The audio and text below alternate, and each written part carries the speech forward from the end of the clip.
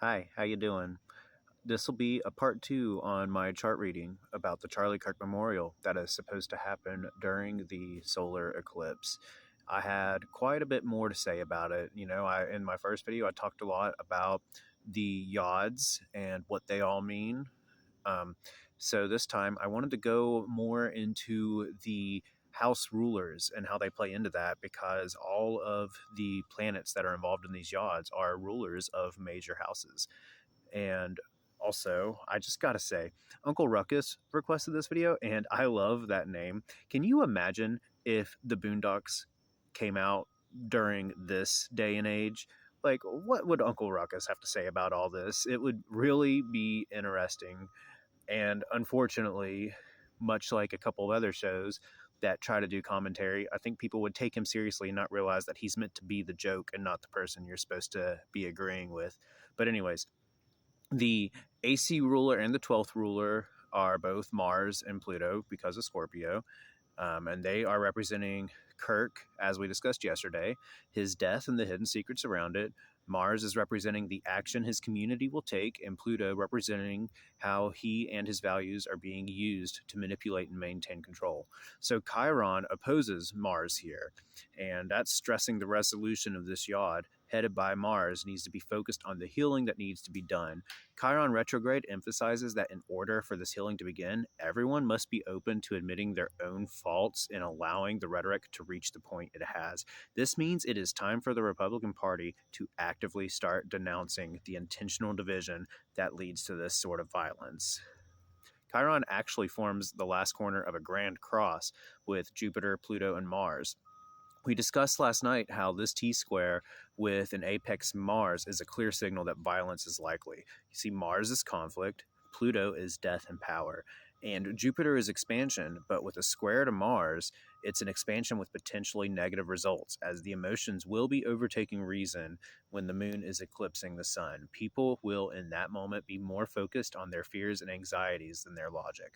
Perhaps Chiron completing this grand cross will stem this violence, providing balance to these powerful energies and introducing the desire to heal and what action to take to accomplish that. Pluto and Jupiter do have an incredibly wide orb, however. I mentioned this yesterday. Normally, I wouldn't consider 10 degrees for an aspect that doesn't involve a luminary. But given that they are both with an orb of Mars and Chiron, and this would form two individual T-squares, as well as both being particularly powerful planets, I am considering this loose aspect anyways for this chart. Then we have Venus ruling both the 7th and the 6th house. So that's two yod apexes ruling the ascendant and the descendant, as well as the 12th and 6th house. The event, the hidden enemies, the law, and open enemies, as well as the health of the nation and the work that needs to be done with it, all being ruled by Mars and Venus here. So Venus is in the 9th house and in Virgo, and gives me the confidence that ultimately it will lead to a positive outcome, because we have Taurus on the 6th house. That suggests to me that we have the strength to endure the trials that we are currently facing. Having an open, honest discussion where we list out the values we wish to work on and represent and formulate a goal and how to legally accomplish this will be the ultimate decision we reach. But that will be harder to do if we keep pushing the false narratives that Saturn conjunct Neptune have consistently represented in my transit readings for months now. We need to be able to admit that Kirk isn't the martyr that they're trying to make him out to be right now. He pushed problematic rhetoric and propaganda. He intentionally debated children that were fresh out of high school and overpowered them with logical fallacies and gotcha statements to make himself look good on his platform. He refused to debate people that could meet him equally, like Dean Withers, for example. And he had like-minded individuals that threatened and harassed professors on his list that he felt were too progressive. That was how he got well known in the first place, was he had this list of professors that he put online where that they pushed DEI or they pushed progressive outlooks, or they openly disagreed with him. He even had Heather Cox Richardson on that list. She was one of the first on his list.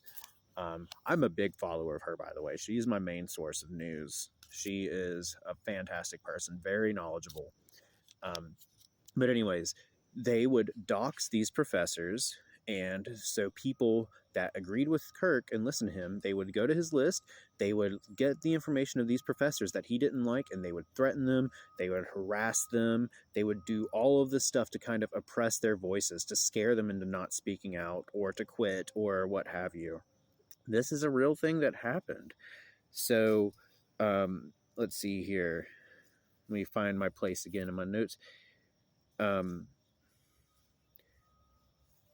His words encouraged hateful acts and violence against minorities, women, and the LGBTQ community. Even if he himself only ever debated, he used his platform to encourage the exact thing that took his life. Now, people's jobs are being threatened for speaking the truth about this and even quoting him. He did not deserve to die, but his death needs to be an opening for discussion about why he did. And so this is where we need to address that, it is wrong that there are people that are making jokes about this. Death isn't a joke.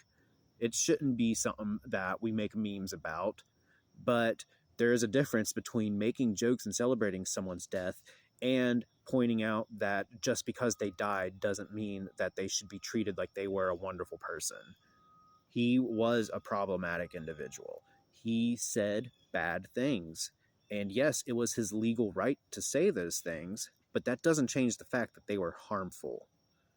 And it's also equally bad that people that were celebrating the death of, for example, Melissa Hortman and her husband, or making jokes about Democratic people being attacked or killed, or just people that were perfectly fine with these things are now suddenly pushing for people to be fired because a person they liked now died. This is where all this problem is. So let's talk about the end of the matter. In this case, that is the Pisces IC. This implies to me the final result will be empathy. Neptune and Jupiter both rule Pisces and they're trining, and Jupiter is also forming a loose sextile to the moon, which rules it in Cancer, as well as the fourth house, which is where Neptune is. So again, moon is a big player here. This is my hope that Jupiter is going to help shed light on the Saturn conjunct Neptune lies, as well as help supercharge the Mercury, Sun, and Moon stellium that this eclipse is happening under. This will provide power to the major placements in this eclipse. We have 3 odds with many, many connections to each other, as well as a grand air trine, a grand cross, and a mystic rectangle, all at once during a solar eclipse. This is how we know this is going to be a defining moment in history. There are more things pointing to good outcomes than bad, but there will still be plenty of struggle as we get there. But this moment has a chance to embrace empathy, and that will lead to healing. Now, I would like to show you guys the dispositor tree that I drew for this with this last minute or so I have. So this is a dispositor tree. It's just a graph that shows the rulership of the planets. This is how I start every chart reading. I draw a dispositor tree to help me understand the flow of the planets. And as you can see, we have Mercury and Venus ruling each other, and they're at the very top of the chart. Everything leads to Mercury and Venus. We have Sun and Moon conjunct Mercury. We have Uranus trining Mercury, all being ruled by this Mercury in Libra, which goes to Venus here. And then Venus rules Mars, which it is sextiling. And then we can see here, under Mars, we have Neptune and Chiron. Neptune conjunct Saturn. Saturn is ruled by Mars as well as by Jupiter. And then we have Pluto here, ruled by Uranus and Saturn. So we can see here the lies, the change that needs to be happened, the transformation that is connected to all of it. And then the lies branches into these 2 different parts of the graph that will ultimately lead back to the same location. So we have action wanting to be taken based on these lies. We have the healing that needs to happen because of these lies. And then over here, we have the overpowering emotions that are connected to these lies. and that leads straight up into the moon, which is connected to this eclipse. So there's really a lot of stuff going on here, but ultimately it all leads back to Venus.